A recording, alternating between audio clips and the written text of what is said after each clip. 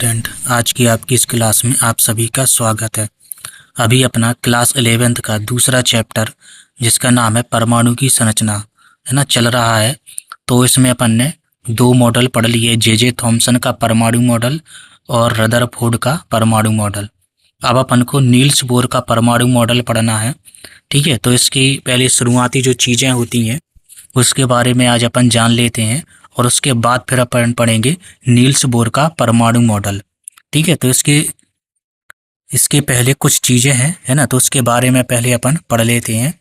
तो इसमें जो पहले हैं है ना, बोर के परमाणु मॉडल के विकास की पृष्ठभूमि है ना। तो जैसे ही बोर का परमाणु मॉडल है तो उसके पहले क्या क्या अपन को जरूरत होगी है ना, तो उसके बारे में आज अपन जान लेते हैं। तो ऐतिहासिक रूप से है ना द्रव्य के साथ है ना विकिरण की अन्योन्य क्रिया के अध्ययन से प्राप्त परिणामों से परमाणुओं और अणुओं की संरचना के संबंध में अत्यधिक सूचना प्राप्त हुई है ना। तो नील्स बोर ने इन परिणामों का उपयोग करके जो चीजें अपन को ये प्राप्त हुई हैं है ना, तो उनका उपयोग करके है ना नील्स बोर ने है ना रदरफोर्ड द्वारा प्रतिपादित मॉडल में सुधार किया है।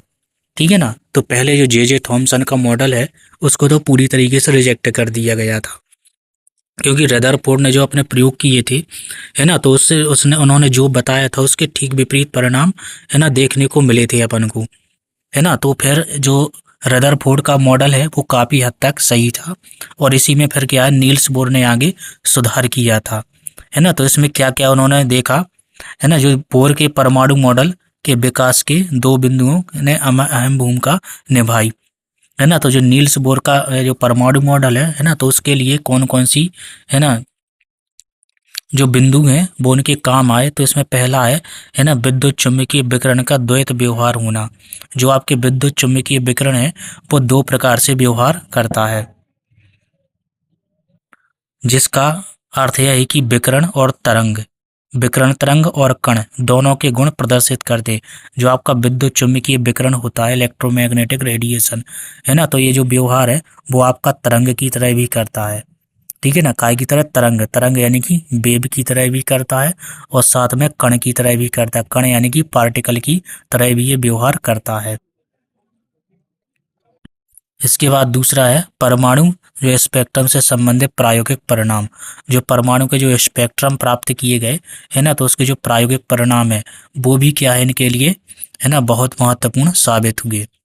तो पहले हम जो विद्युत चुम्बकीय विकिरण की जो द्वैत व्यवहार यानी कि द्वितीय प्रकृति है, यानी कि दो प्रकार की जो प्रकृति है उसके बारे में अपन जान लेते हैं।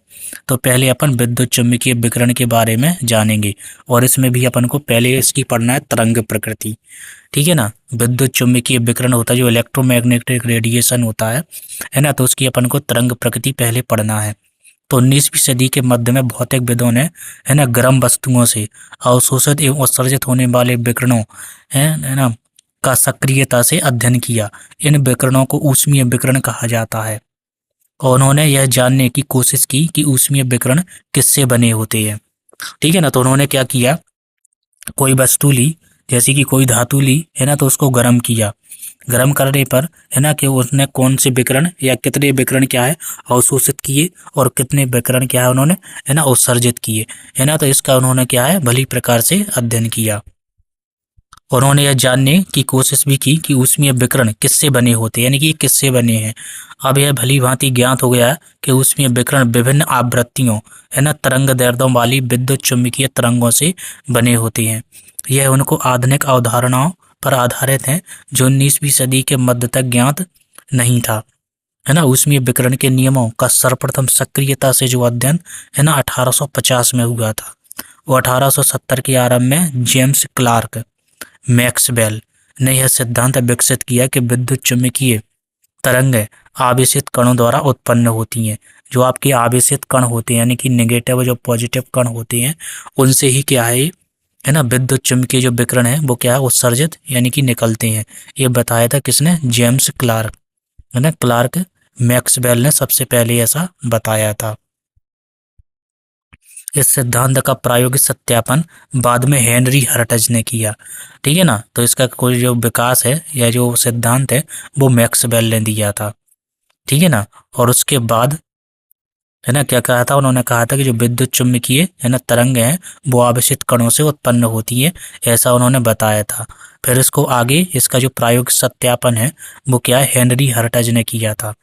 यहाँ हम विद्युत चुम्बकीय विकिरण के विषय में कुछ तथ्यों को जानेंगे। जेम्स मैक्सवेल ने सबसे पहले आवेशित पिंडों के बीच अन्योन्य क्रिया और स्थूल स्तर पर विद्युत और चुंबकीय क्षेत्रों के व्यवहार की व्याख्या की। उसने यह सुझाव दिया कि विद्युत आवेशित कणों को जब त्वरित किया जाता है ना, तो एकांतर विद्युत और चुंबकीय क्षेत्र उत्पन्न होते हैं। यह क्षेत्र विद्युत एवं चुंबकीय तरंगों के रूप में संचरित होते हैं, जिन्हें अपन विद्युत चुंबकीय तरंगें या इलेक्ट्रोमैग्नेटिक या विद्युत चुंबकीय विकिरण या इलेक्ट्रोमैग्नेटिक रेडिएशन अपन उनको कहते हैं। तो यहाँ पे आप देख सकते हैं, यहाँ पे इसका ये चित्र भी बना हुआ है ना। तो यहाँ पे ये भी लिखा है कि प्रकाश भी क्या है, विकिरण के रूप है ना। जो आपका जो प्रकाश है वो भी क्या है, एक तरह का रेडिएशन है ना, और जिसकी जानकारी वर्षों पहले से है और पुरातन काल से इसकी प्रकृति के बारे में है ना समझने की कोशिश की गई है। पूर्व में न्यूटन प्रकाश के कणों की कणकीय प्रकृति से बना है, मतलब न्यूटन ने भी ये बताया था पहले कि जो प्रकाश है वो क्या है, कणों से मिलके बना होता है। 19वीं शताब्दी में प्रकाश की तरंग प्रकृति प्रतिपादित हुई। पहली बार मैक्सवेल ने बताया था कि जो प्रकाश तरंगे हैं है ना, दोलायमान विद्युत और चुंबकीय व्यवहार से संबंधित होती हैं। यद्यपि विद्युत चुंबकीय तरंग की गति प्रकृति जटिल होती है, लेकिन हम यहाँ पे इसके कुछ सामान्य है ना गुण अपन पढ़ेंगे। तो यहाँ पे ये देख सकते हो इलेक्ट्रोमैग्नेटिक रेडिएशन है, ठीक है, वो क्या है, कुछ इस तरीके से चलती हैं, ठीक है ना, इस तरीके से चलती हो, एक दूसरे के परपेंडिकुलर है ना, एक दूसरे के क्या विपरीत होती हैं ये, है ना। एक साइड यहाँ पे चुंबकीय होगी तो इसी के है ना 90 डिग्री के कोण पर ये क्या है, ये मान के चलिए, यानी कि लंबवत होती हैं एक दूसरे के, इस तरीके से ये क्या होती है, लंबवत होती हैं,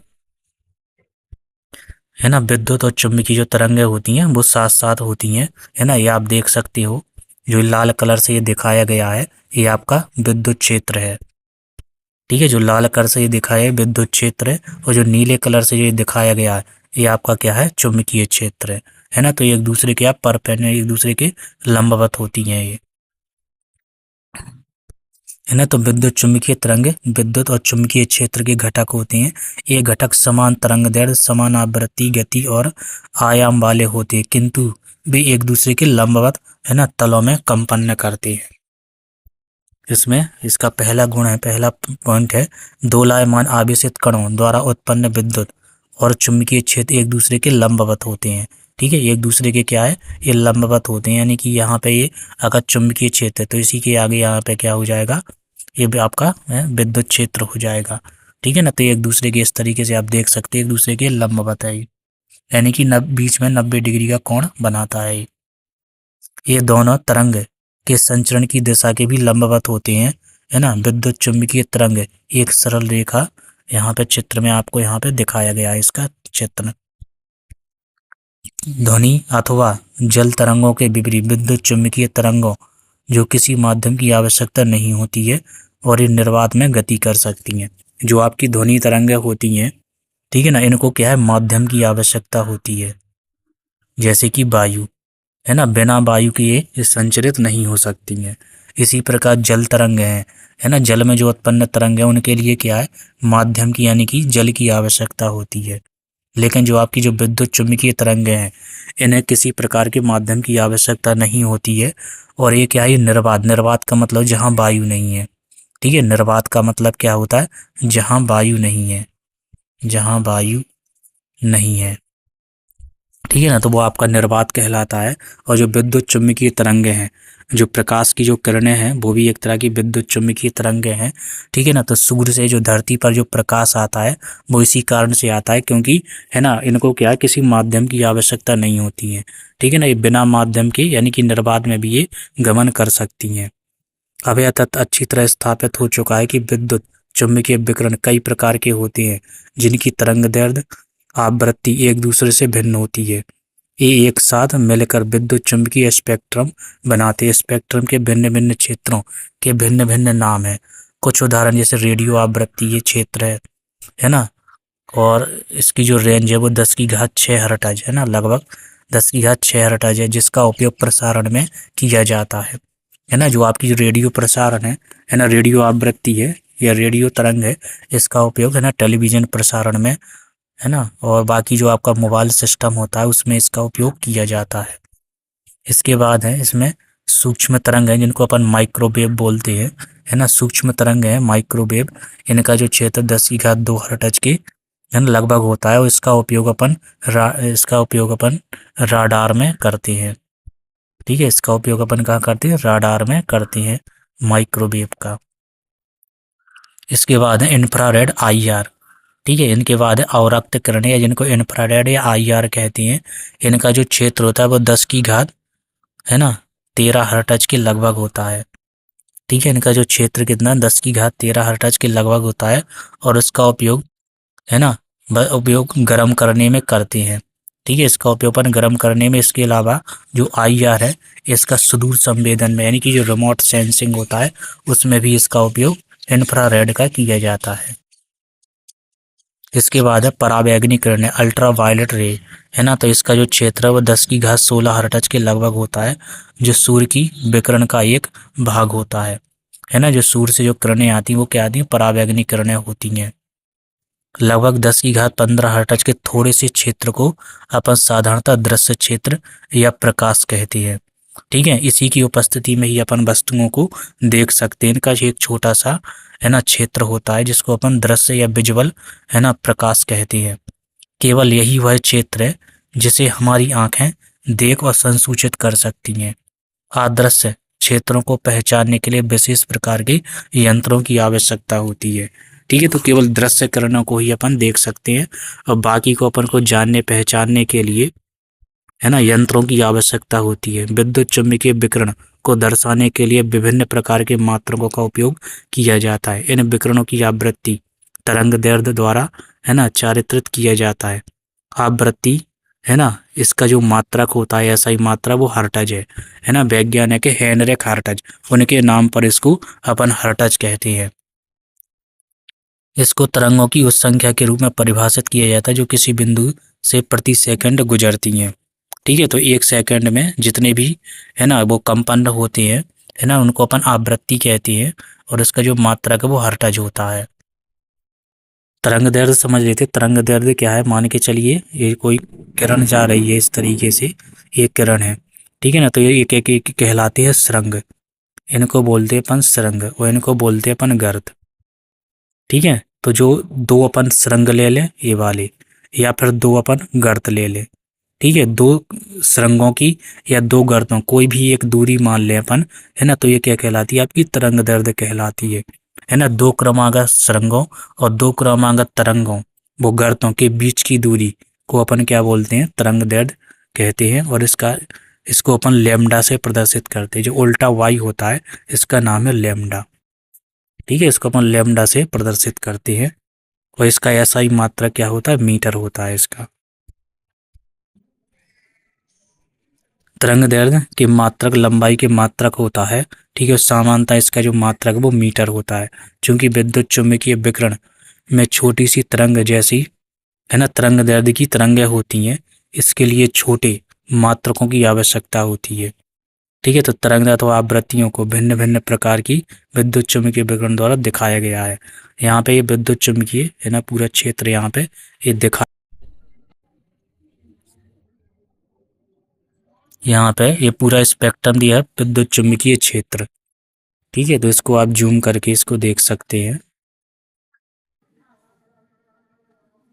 ये है, आप इस तरीके से इसको देख सकते हैं यहाँ पे। ठीक है, तो यहाँ पे एक गामा किरणें हैं, इनकी रेंज दी गई है। यहाँ पे एक्स किरणें, ये अल्ट्रा वायलेट किरणें, यहाँ पे आपकी दी गई है दृश्य किरणें हैं। ये इंफ्रारेड है, आईआर यानी कि अवरक्त किरणें। ये सूक्ष्म तरंग यानी कि माइक्रोवेव है। ये आपकी रेडियो तरंग है, जिसमें एफएम और एएम चलता है आपका। एफएम का मतलब एफएम रेडियो से है। ठीक है, जो आपके एफएम रेडियो का प्रसारण है वो यहीं से होता है। ठीक है, एएम का मतलब जो टेलीविज़न आपका प्रसारण होता है वो यहाँ एएम से होता है। कलर टीवी में आपने देखा भी होगा ए एफएम और एएम। ठीक है ना, तो एफएम में एफएम रेडियो, एएम का मतलब ये फ्रिक्वेंसी मॉड्यूल होता है, ये एम्पलीट्यूड मॉड्यूल होता है ना। यहाँ से टीवी प्रसारण होता है आपका।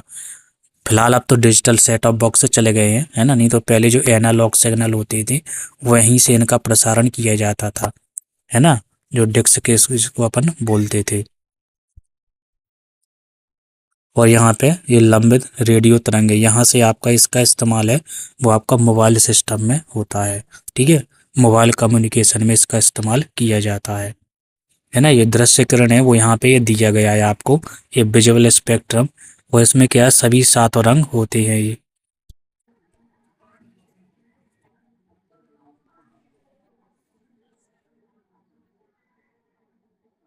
इसके बाद इसमें कुछ पॉइंट और दिए गए हैं, है ना। किसी बाधा के आसपास तरंग के मुड़ने का अपन विवर्तन बोलते हैं। वैसे अपन जानते हैं कि जो प्रकाश है वो सीधी रेखा में गमन करता है। यहाँ पे कुछ और पॉइंट दिए गए हैं, है ना। यहाँ पे किसी बाधा के आसपास तरंग के मुड़ने को विवर्तन बोलते हैं। वैसे अपन को पता है जो प्रकाश है वो सीधी रेखा में गमन करता है, लेकिन प्रकाश के मार्ग में कोई अवरोध आ जाए तो वो क्या है, किनारों पर मुड़ जाता है, ठीक है।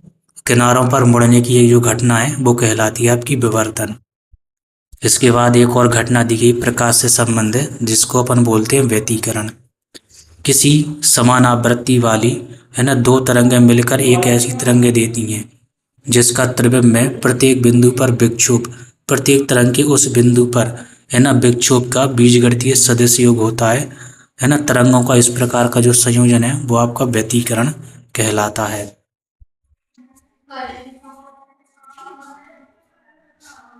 यहाँ पे प्रकाश की गति दी गई, प्रकाश, है ना, की जो चाल है या जो वेग है वो किस चाल या वेग से गति करता है ना, तो 3 × 10⁸ मीटर प्रति सेकंड, है ना, से चलता है ना। प्रकाश की गति है ना, इसको स्पीड ऑफ लाइट कहते हैं और इसको अपन सी से प्रदर्शित करते हैं, है ना। तो ये लाइट की अपन चाल बोल सकते हैं, लाइट की, या फिर इसको अपन गति कह सकते हैं, ठीक है। इसको क्या है, लाइट की अपन चाल कह सकते हैं, लाइट की फिर इसको अपन गति कह सकते हैं, स्पीड ऑफ लाइट, ठीक है ना। और जो मान होता है वैल्यू ध्यान रखना, 3 × 10⁸, है ना, मीटर प्रति सेकंड होता है। और इसके आवृत्ति तथा प्रकाश के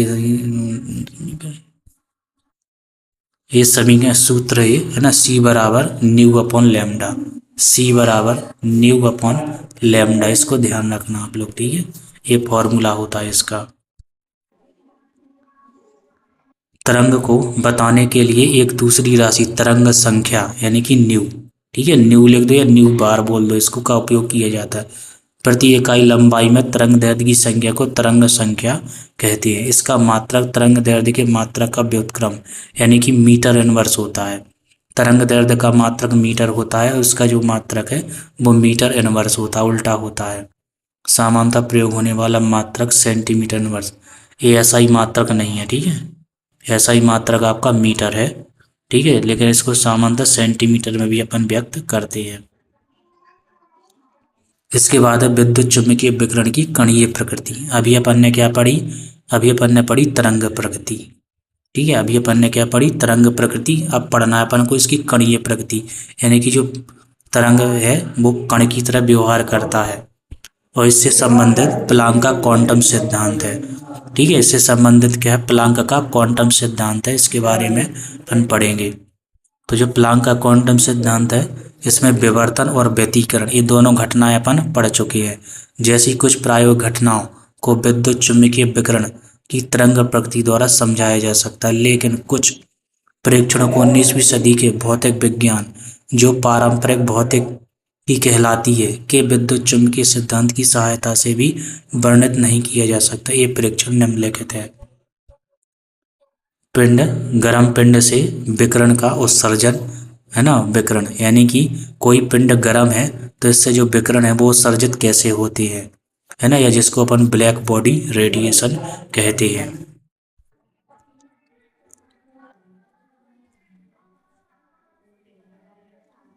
इसके बाद दूसरा है धातु की सतह से विकिरण के टकराने पर इलेक्ट्रॉनों का निष्कासन, प्रकाश विद्युत प्रभाव, ठीक है। मान के चलो कोई धातु की पट्टी है ना, तो जैसे ही इससे विकिरण टकराते हैं, है ना, तो इलेक्ट्रॉनों को क्या निष्कासन, यानी कि इलेक्ट्रॉन बाहर आ जाते हैं, है ना। तो इसको अपन प्रकाश विद्युत प्रभाव के द्वारा समझ सकते हैं। इसके बाद है ठोसों में तापमान के फलन के रूप में ऊष्माधारिता का परिवर्तन, है ना। इसके बाद है विशेषकर हाइड्रोजन के संदर्भ में परमाणुओं में देखे गए, है ना, रेखीय स्पेक्ट्रम या रेखा स्पेक्ट्रम। तो इस प्रकार की जो परिघटनाएं हैं इंगित करती हैं कि निकाय केवल किसी विशेष मात्रा में ही ऊर्जा ले सकता है, सभी संभावित ऊर्जाएं ग्रहण अथवा उत्सर्जित नहीं की जा सकती हैं, है ना। तो यहाँ पे ध्यान देने वाली बात यह है कि सन 1900 में मैक्स प्लांक द्वारा सबसे पहले उपरोक्त उल्लिखित, है ना, कृष्णिका विकिरण की कोई ठोस व्याख्या की गई। आइए हम पहले इस परिघटना को समझने का प्रयत्न करें जो आगे दी गई है। ठीक है, तो सबसे पहले अपन इस परिघटना को देखते हैं कि घटना क्या है। तो इसमें जो गर्म वस्तुएं हैं, है ना, विस्तृत प्रास में, है ना, विद्युत चुम्बकीय तरंग दैर्ध्यों के विकिरण उत्सर्जित करती है। उच्च ताप पर विकिरण की, है ना, बड़े भाग स्पेक्ट्रम के दृश्य भाग में होता है। जब ताप बढ़ाया जाता है तो लघु तरंग दैर्ध्य नीला प्रकाश, है ना, जिसका क्या है, लघु तरंग दैर्ध्य, कम तरंग दैर्ध्य होता है, इसका अधिक मात्रा में उत्पन्न होता है। यानी कि वो बोल रहा है कि नीला प्रकाश, है ना, ज़्यादा उत्पन्न होता है और इसका तरंग दैर्ध्य क्या होता है, कम होता है। उदाहरण के लिए जब किसी लोहे की छड़ को भट्टी में गर्म करते हैं तब इसका रंग पहले हल्का लाल होता है और जैसे जैसे ताप बढ़ता जाता है वैसे वैसे वह अधिक लाल होता जाता है। जब इसे और गर्म किया जाता है तब इससे निकलने वाली विकिरण क्या है ना, रंग क्या सफ़ेद हो जाता है और जब ताप बहुत अधिक होता है तो यह नीला हो जाता है। ठीक है, तो ऐसा आपने देखा होगा और इसका अर्थ यह है कि जो लाल विकिरण है किसी विशेष ताप पर अधिक तीव्र होते हैं और किसी दूसरे ताप पर नीला विकिरण अधिक तीव्र होते हैं। ठीक है, तो जैसा टेम्परेचर होगा वैसे ही उसका क्या है, कलर चेंज होने लगता है। दूसरे किसी ताप पर नीले विकिरण अधिक तीव्र होते हैं, अर्थात गर्म वस्तुओं द्वारा उत्सर्जित, है ना, विभिन्न तरंग दैर्ध्यों के विकिरणों की तीव्रता वस्तुओं के ताप पर निर्भर करती है ना। सन 1850 के अंत तक ज्ञात हो चुका था कि विभिन्न द्रव्यों से निर्मित वस्तुएं यदि विभिन्न तापों पर रखी हों तो वे, है ना, विभिन्न मात्रा में विकिरण उत्सर्जित करती। इसके अतिरिक्त यह भी जब किसी वस्तु की सतह पर प्रकाश यानी कि विद्युत चुम्बकीय विकिरण विकृत किया जाता है तो विकृत ऊर्जा की कुछ भाग, है ना, ऐसे ही परिवर्तित हो जाता है। तो एक तरह से कहा जाए कोई, है ना, कृष्ण विवरण है, ये दिया गया है कृष्ण, है ना, कृष्ण का विकिरण, है ना। तो इसको आप लोग पढ़ लेना। इसमें है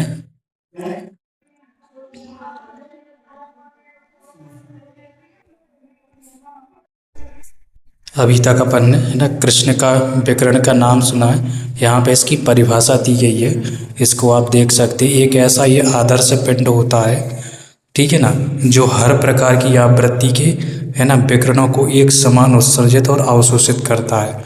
मतलब एक तरह के एक आदर्श, है ना, पिंड होता है जो क्या है, एक समान आवृत्ति के, है ना, विकिरणों को क्या अवशोषित कर सकता है और उसको उत्सर्जित भी कर सकता है। इसी को ही अपन कृष्ण का यानी कि ब्लैक बॉडी कहते हैं और इस पिंड से उत्सर्जित विकिरणों को अपन कृष्ण का विकिरण कहते हैं। एक काल्पनिक, है ना, पिंड होता है क्योंकि वास्तव में ऐसा पिंड नहीं होता है। ठीक है ना, वास्तव में क्या है, ऐसा कोई पिंड नहीं है जो ऐसा कर सके, लेकिन इसको अपन काल्पनिक रूप से इसको ऐसा मान लेते हैं। जो कार्बन ब्लैक है लगभग कृष्णिका के बहुत समान होता है ना। जो आपका कार्बन ब्लैक होता है वो कुछ इसी तरीके के गुण प्रदर्शित करता है ना। कृष्णिका एक अच्छा भौतिक सन्निकटन सूक्ष्म छिद्र युक्त गुहा होती है जिसमें एक छिद्र के अलावा अन्य कोई द्वार नहीं होता है। गुहा में छिद्र से प्रवेश करने वाली कोई भी किरण गुहा की भीतरी दीवारों से परावर्तित होती रहती है। ठीक है, तो इसको आपको पढ़ना है तो आप लोग पढ़ सकते हो इसको, है ना। इसमें बहुत सारी चीज़ें आपको यहाँ पे दी गई हैं। इसके बाद यहाँ पे क्वांटम के बारे में देखा है, क्वांटम के बारे में अपन देख लें क्वांटम क्या होते हैं, है ना। तो ये क्वांटम के बारे में दिया गया है ना। तो विद्युत चुम्बकीय विकिरण के रूप में ऊर्जा की, है ना, न्यूनतम मात्रा का उत्सर्जन या अवशोषण होता है। इसे अपन प्लांक का क्वांटम कहते हैं। ठीक है ना, इसको क्या बोलते हैं अपन, क्वांटम बोलते हैं। यानी कि जो प्रकाश है वो क्या है, क्वांटा के रूप में या फोटोन के रूप में चलता है। विकिरण के क्वांटा की ऊर्जा है ना, उसकी आवृत्ति के समानुपाती होती है, यानी ई बराबर एच न्यू। ई बराबर क्या होता है, एच न्यू होता है। ये आवृत्ति क्या है, न्यू। जो विकिरण के है ना, ये क्वांटम की जो ऊर्जा है ई है ना, उसकी आवृत्ति न्यू के समानुपाती होती है। एच क्या है इसमें, यानी कि ये होता है ई समानुपाती न्यू। ई समानुपाती न्यू होता है ये, ई समानुपाती न्यू। ठीक है, और जब समानुपाती चिन्ह हटाएंगे, बराबर लगाएंगे, तो एक समानुपातिक स्थिरांक आ जाता है एच, है ना। और एच क्या है, ये प्लांक कांस्टेंट होता है। एच क्या है इसमें, प्लांक कांस्टेंट है। ठीक है, यहाँ पे लिखा है ये एच क्या है, ये आनुपातिक स्थिरांक है, जिसे प्लांक स्थिरांक या प्लांक कांस्टेंट कहते हैं। और इसका जो मान है वो यहाँ पे दिया गया है। ठीक है, इसका मान है 6.626 गुणा 10⁻⁻34 है ना, जूल सेकंड होता है। ये इसका मात्रक होता है। क्वांटीकरण की तुलना सीढ़ियों पर खड़े होने से की गई है ना। कोई भी व्यक्ति सीढ़ियों के किसी भी पायदान पर खड़ा हो सकता है, परंतु उसके लिए सीढ़ी के दो पायदानों के बीच में खड़ा होना संभव नहीं है। ऊर्जा का मान निम्नलिखित समुच्चय, ये सब दिए गए, गणितीय मान दिए गए हैं, आप लोग इसको पढ़ सकते हैं।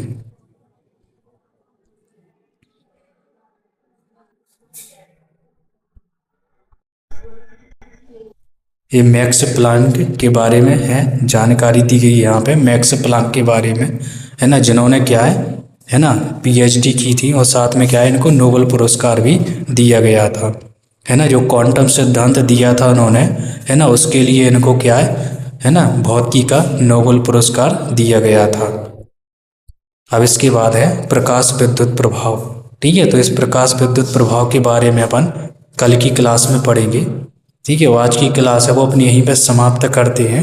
ठीक है, तो प्रकाश विद्युत प्रभाव का डिटेल से अध्ययन अपन है ना अगली क्लास में करेंगे, और जो आज की क्लास है वो आपकी यहीं पे समाप्त करते हैं। आई होप कि जो भी चीज़ें मैंने आपको यहाँ पे बताई हैं वो आपको है ना समझ में आई होंगी। ठीक है, तो इसमें दो तीन चीज़ें हैं। एक तो जो है प्रकाश के बारे में जानकारी दी हमने, है ना, ये प्रकाश के मान दिया गया है। ठीक है, इसके बाद ये विद्युत चुम्बकीय विकिरण मैंने आपको ये बताए हैं। ठीक है, तो इनको ज्ञान आपको पता होना चाहिए। और विद्युत चुम्बकीय विकिरण की जो प्रकृति है दो प्रकार की होती है, तरंग प्रकृति और कणीय प्रकृति। ठीक है, और इसके बाद मैक्स का प्लांक का क्वांटम सिद्धांत है ना, तो क्वांटम सिद्धांत यही है ये वाला। ठीक है, जो प्लांक का क्वांटम सिद्धांत है वो आपका यही है ना, ई बराबर एच न्यू। ठीक है, ये क्या है, मैक्स प्लांक का क्वांटम सिद्धांत है आपका, या फिर ई समानुपाती न्यू होता है ना, ई समानुपाती न्यू। और जब समानुपाती चिन्ह हटाते हैं तो एच आ जाता है, तो ई बराबर एच हो जाता है। ये मैक्स प्लांक का क्वांटम सिद्धांत है ना। कल अपन पढ़ेंगे प्रकाश विद्युत प्रभाव के बारे में। ठीक है, तो आज की क्लास अपनी यहीं पे समाप्त करते हैं। नमस्कार।